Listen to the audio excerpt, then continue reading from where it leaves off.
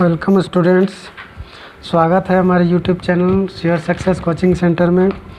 मैं आज आपके सामने जीव विज्ञान से संबंधित जो प्रथम चैप्टर है हमारा जैव प्रक्रम लाइफ प्रोसेस, उससे संबंधित जो ऑब्जेक्टिव्स हैं उसको बताने जा रहा हूं। तो चलिए हम ऑब्जेक्टिव्स की ओर जो है बायोलॉजी से संबंधित जो ऑब्जेक्टिव है उसकी ओर चलते हैं। हमारा पहला प्रश्न है, क्लोरोफिल वर्णक पाया जाता है या क्लोरोफिल वर्णक का रंग होता है। तो क्लोरोफिल हरा रंग का होता है, इसकी वजह से ही पेड़ पौधे हरे रंग के दिखते हैं। तो इसका जो उत्तर हमारा हो जाएगा, तो क्लोरोफिल वर्णक का रंग, इसका क्लोरोफिल वर्णक का रंग हरा होता है, तो इसका हरा होगा क्योंकि इस क्लोरोफिल की वजह से ही पेड़ हरे दिखते हैं। अगला जो प्रश्न है, इथाइल अल्कोहल किस प्रकार के श्वसन से में बनता है। तो इथाइल अल्कोहल जो है वायवीय और अवायवीय दोनों प्रकार के श्वसन में बनता है, इसलिए इसका उत्तर जो हो जाएगा सी हो जाएगा। ए और बी दोनों स्वपोषण होता है। तो स्वपोषण का अर्थ होता है वैसे जीव जंतु जो स्वयं ऊर्जा का या भोजन का निर्माण करते हैं। तो हरे पेड़ पौधे प्रकाश संश्लेषण की क्रिया द्वारा खुद से भोजन निर्मित करते हैं, इसलिए हरे पेड़ पौधे स्वपोषी हैं। इनमें कौन प्रकाश संश्लेषी अंग है। तो प्रकाश संश्लेषी अंग जो होता है हमारा हरित लवक होता है। कौन सी क्रिया सभी जीवों के लिए अनिवार्य है। तो कौन सी क्रिया, तो सभी जीवों के लिए श्वसन की क्रिया अनिवार्य मानी जाती है। कोशिका झिल्ली किस प्रकार की झिल्ली है। तो कोशिका झिल्ली जो होती है अर्धपारगम्य होती है, सेमी परमेबल मेम्ब्रेन होती है। ईस्ट किस वर्ग का एक कोशिकीय जीव है। तो ईस्ट जो है कवक वर्ग में माना जाता है जीव। दही के जमने में निम्नलिखित कौन सी क्रिया होती है। तो नहीं, दही के जमने में किण्वन प्रक्रिया होती है। अगला जो प्रश्न हमारा है, श्वसन क्रिया के दौरान कितने प्रतिशत ऊर्जा ताप के रूप में निष्कासित होती है। तो श्वसन क्रिया के दौरान 20% ऊर्जा जो है ताप के रूप में निष्कासित होती है। रक्षी कोशिकाएं पाई जाती है। तो रक्षी कोशिकाएं पत्तियों में पाई जाती हैं। प्रकाश संश्लेषण द्वारा किसकी प्राप्ति होती है। प्रकाश संश्लेषण द्वारा ग्लूकोज की प्राप्ति होती है। प्रकाश संश्लेषण से जो भोजन बनता है उसको पेड़ पौधे लास्ट में अंतिम क्रिया जो ग्लूकोज बनता है। और कौन सा प्रक्रम है जिसके द्वारा शरीर में ऊर्जा का उत्पादन होता है। तो उसका उत्तर जो हो जाएगा श्वसन। ऊर्जा उत्पादन की क्रिया के लिए श्वसन अनिवार्य है। मानव हृदय में पाए जाते हैं। मानव हृदय में कितने कोष्ठक पाए जाते हैं। तो मानव हृदय में 4 कोष्ठक होते हैं, ये विषम होते हैं, 2 आलिंद 2 नीले। मानव रक्त के 100 ml में उपस्थित यूरिया की सामान्य मात्रा जो होती है कितनी होती है। तो 20 मिलीग्राम। मस्तिष्क में विभिन्न सूचनाएं किस रूप में संचित होती है। तो मस्तिष्क में विभिन्न सूचनाएं जो होती है उद्दीपन के रूप में संचित होती है। वृक्क के संरचनात्मक एवं क्रियात्मक इकाई को क्या कहते हैं। वृक्क के संरचनात्मक एवं क्रियात्मक इकाई को नेफ्रॉन कहते हैं। इंसुलिन नामक हार्मोन की कमी से कौन सा रोग होता है। इंसुलिन की कमी से मनुष्य के शरीर में शुगर की मात्रा या रक्त या शर्करा की मात्रा बढ़ने लगती है। रक्त में शर्करा की मात्रा, तो इसकी वजह से क्या हम मधुमेह की बीमारी हो जाती है, जिसको हम शुगर बीमारी भी कहते हैं।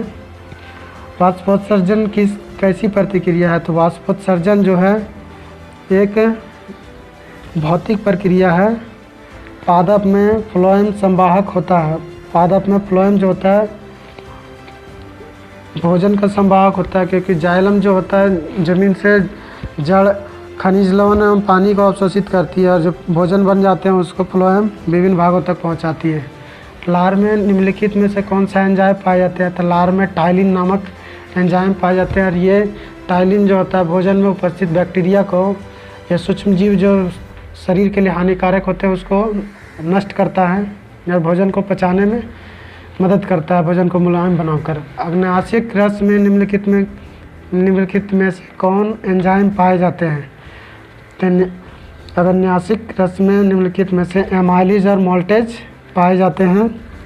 भोजन का मुख्य रूप से अवशोषण होता है तो भोजन मुख्य रूप से अवशोषण जो होता है वो इलियम में होता है। प्रकाश संश्लेषण की क्रिया में उत्पन्न होता है। प्रकाश संश्लेषण की क्रिया में कार्बोज उत्पन्न होता है।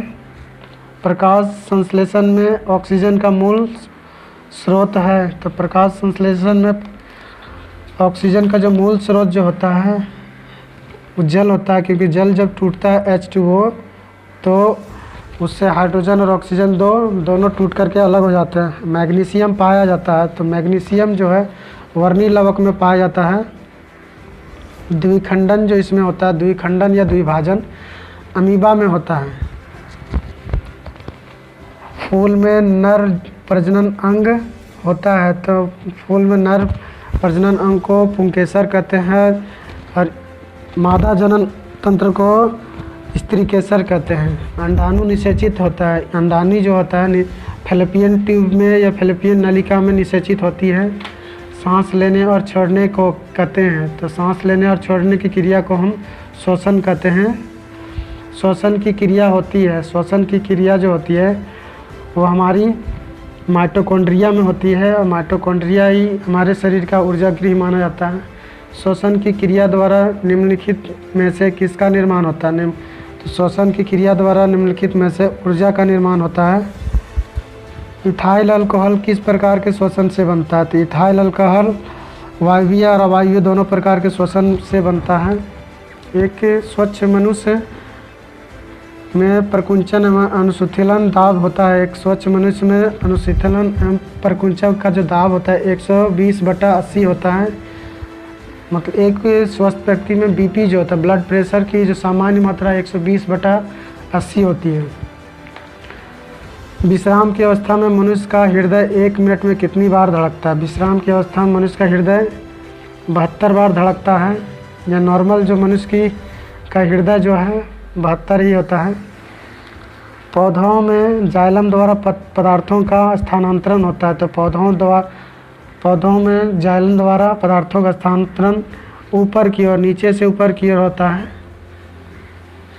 क्योंकि जाइलम जो होता है जड़ से खनिज लवण और जल को शोषण करके ऊपर ले जाता है। मनुष्य में वृक्क संबंधित है, तो वृक्क जो है उत्सर्जन से संबंधित है, क्योंकि ये हमारे शरीर में जो गंदगी को फिल्ट्रेशन करती है, फिल्ट्रेशन करके उसको गंदगी को वापस मूत्राशय में जमा करती है और वहाँ से बाहर किया जाता है इसको अपवर्जी पदार्थ को। तो मनुष्य के प्रमुख उत्सर्जी अंग हैं, तो मनुष्य का जो प्रमुख उत्सर्जी अंग जिसको वृक्क कहते हैं या किडनी कहते हैं, वृक्क की क्रियात्मक इकाई में से कौन है? तो वृक्क की जो क्रियात्मक इकाई है उसको हम नेफ्रॉन कहते हैं। विभिन्न क्रियाओं के फलस्वरूप बने हानिकारक पदार्थों को शरीर से बाहर निकालने के तंत्र को कहते हैं। तो इसका जो उत्तर हो जाएगा उत्सर्जन, क्योंकि उत्सर्जन की क्रिया के द्वारा ही शरीर का जो अपवर्ज्य पदार्थ है उसको बाहर निकाला जाता है। एक कृत्रिम वृक्क नाइट्रोजनी अपशिष्ट पदार्थ उत्पादों को रुधिर से किस प्रक्रिया द्वारा निकालने की उचित युक्ति है? ये अपोहन कहते हैं इसको, या डायलिसिस कहते हैं। खुला परिसंचरण तंत्र पाया जाता है, तो खुला परिसंचरण तंत्र कॉकरोच में पाया जाता है। हरित लवक किस में पाया जाता है? खम्भोतक कोशिका में पाए जाते हैं, स्पंजी कोशिका में पाए जाते हैं, त्वचा कोशिका में या इनमें कोशिका नहीं। तो हरित लवक जो तक खम्भोतक कोशिका में पाए जाते हैं। हरे पौधों में पोषण की विधि क्या है? हरे पौधों में पोषण की विधि जो है उसको हम कहते हैं स्वपोषी। हरे पौधे प्रकाश संश्लेषण की क्रिया द्वारा स्वयं भोजन का निर्माण करते हैं। प्रकाश संश्लेषण के लिए निम्नलिखित में से कच्चे पदार्थ की आवश्यकता नहीं है। इनमें से कौन से कच्चे पदार्थ की आवश्यकता नहीं है? तो प्रकाश संश्लेषण के लिए ऑक्सीजन की आवश्यकता नहीं होती है, क्योंकि ऑक्सीजन जो है उसका प्रोडक्ट होता है पेड़ पौधों का। शरीर में सबसे छोटी रक्त वाहिकाएँ जो होती है उसको क्या कहते हैं? तो सबसे छोटी रक्त वाहिका को हम वैनाकेव कहते हैं। पौधों में रसारोहण होता है, तो पौधों में जो रसारोहण होता है उसको हम फ्लोएम कहते हैं। रेनिन का स्राव किया जाता है, तो रेनिन का स्राव जो होता है छोटी आंत के द्वारा किया जाता है। कार्बन के स्वांगीकरण के लिए ऊर्जा आवश्यक है। कार्बन के स्वांगीकरण के लिए किसकी ऊर्जा आवश्यक है? तो सूर्य के प्रकाश की ऊर्जा आवश्यक है। मृतजीवी पोषण का उदाहरण है।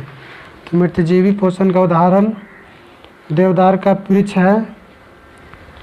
घोंघा किस समुदाय का प्राणी है? घोंघा जो है मोलस्का के अंतर्गत पाया जाने वाला प्राणी है। उड़हल किस प्रकार का फूल है? तो उड़हल जो है द्विलिंगी है, बाइसेक्सुअल प्लांट है। प्रकाश संश्लेषण की क्रिया का एक उत्पाद है।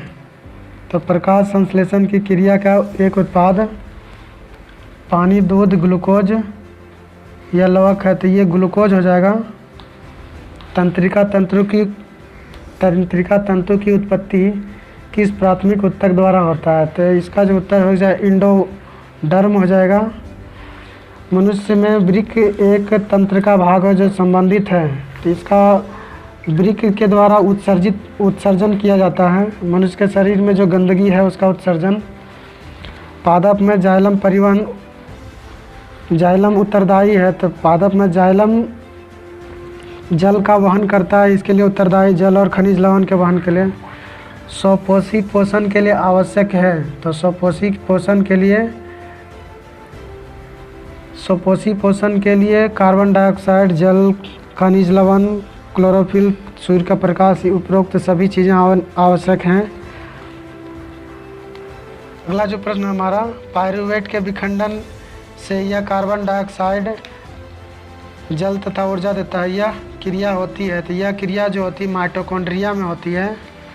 आज हमने आपके सामने जैव प्रक्रम से संबंधित जो ऑब्जेक्टिव्स हैं उसको सामने रखा। आगे आने वाले दिनों में और भी जो प्रश्न हैं ऑब्जेक्टिव्स उसको लाया जाएगा। इसलिए अभी तक यदि आपने हमारे चैनल को सब्सक्राइब नहीं किया तो सब्सक्राइब करें और बेल आइकन की घंटी को प्रेस करें ताकि आप तक नए वीडियो से अपडेट जो सूचनाएं हैं वो पहुंचती रहे। धन्यवाद।